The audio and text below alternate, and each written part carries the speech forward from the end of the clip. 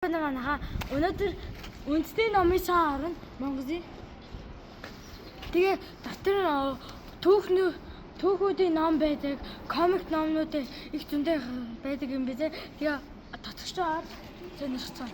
Монголын үндэсний номын санд ороод ирээд одоо дэш гарцгаа. Уншсныхаа хэмжээ орцгаа. Карта бүртгүүлсэн.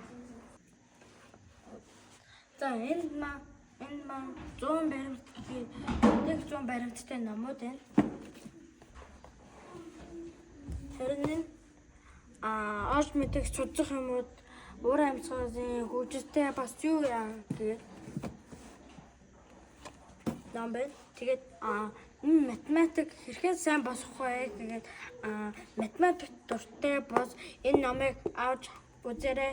Их яаж бодох вэ гэхийг арга байд юм бэ? Номууд байна. Харин энэ зав Монголын нөөц төвчөө ном байна.